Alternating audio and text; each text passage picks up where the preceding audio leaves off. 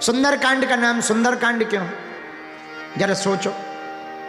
सुंदरकांड के एक पहले कांड है, उसका नाम है किष्किंधा कांड, और सुंदरकांड के बाद एक कांड है, उसका नाम है लंका कांड, पर बीच में है सुंदरकांड।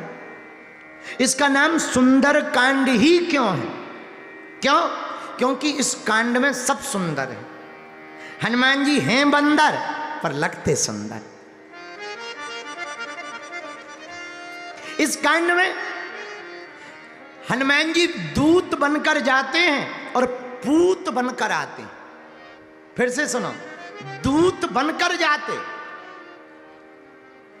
राम जी का दूत, रघुपति प्रिय भक्तम राम दूतम, राम दूत बनकर हनुमान जी जाते हैं। लेकिन माता जानकी को जब राम कथा सुनाते हैं, उनके दुख को मिटाते हैं, तो दूत बनकर जाने वाले हनुमान राम जी का, माता जानकी का पूत बनकर के वापस आते हैं। माता जानकी अपने मुख से हनुमान जी को देख करके कहती हैं, अजर अमर अजर अमर गुण निधि सुत हो, और करही बहुत रघुनायक छो।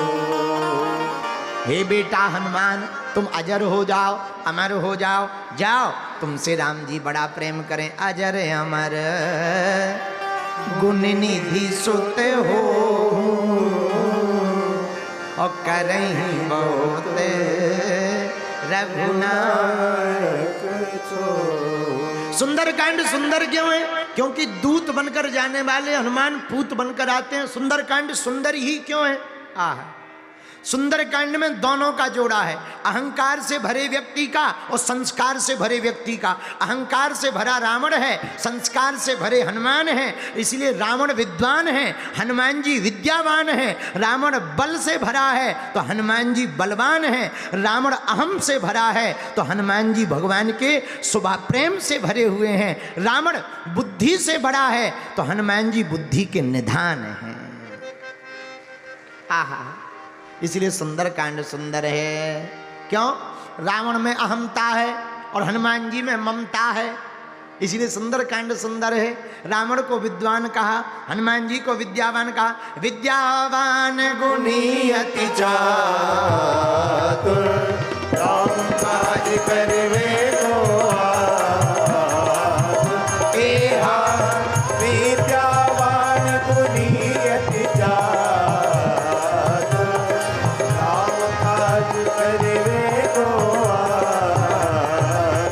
श्री राम जय राम जय राम, श्री राम जय राम जय जय राम, श्री राम जय राम जय जय राम।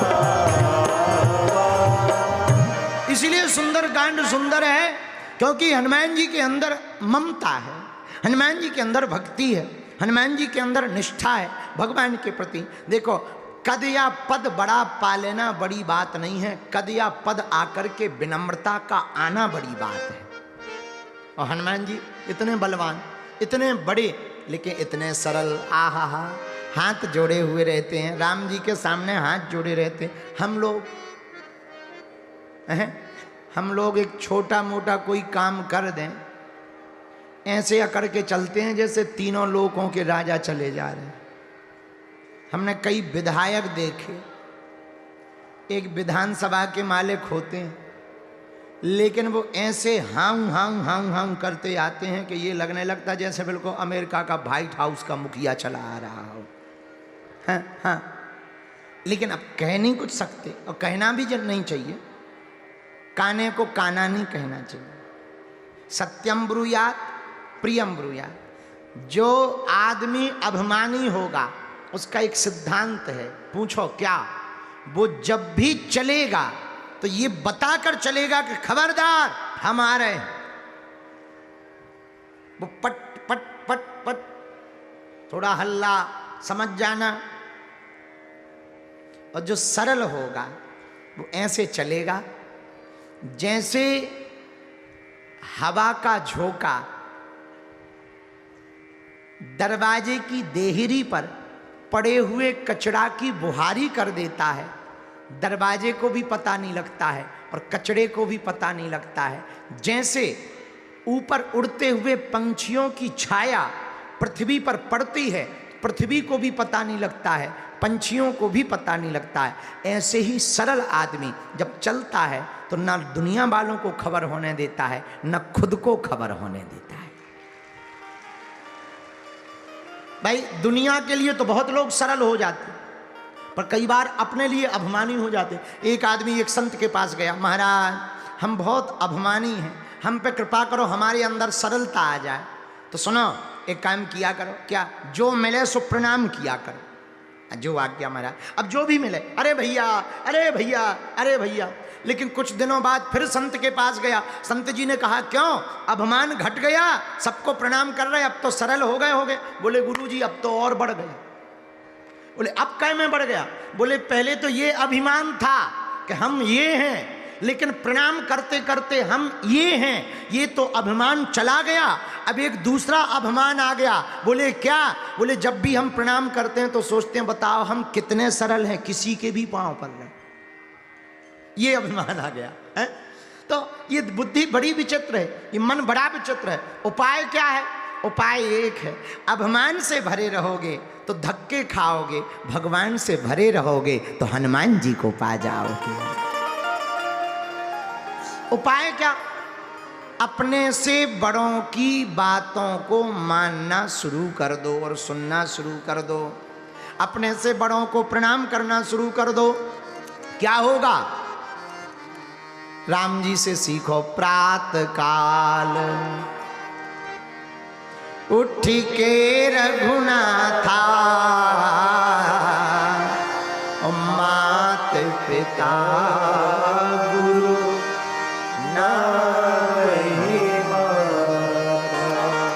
हनुमान जी प्रातः काल उठकर माता पिता गुरुजनों को राम जी प्रातः काल उठकर माता पिता गुरुजनों को प्रणाम करते हैं।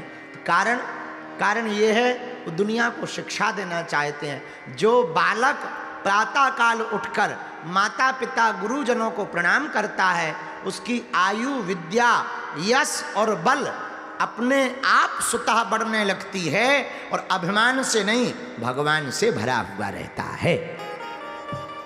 बोलो सीताराम। जोर से बोलो, और जोर से बोलो। तो हनुमान जी के सुंदरकांड की चर्चा में सुंदरकांड की महिमा का पहला सूत्र है, हमें अपने से बड़ों का सम्मान करना है। किसका सम्मान करना है? जोर से बोलो। अपने से। दूसरा सूत्र है, अभिमान में नहीं, भगवान में भरना है। किस में भरना है? भगवान में भरना है। तीसरा सूत्र क्या है?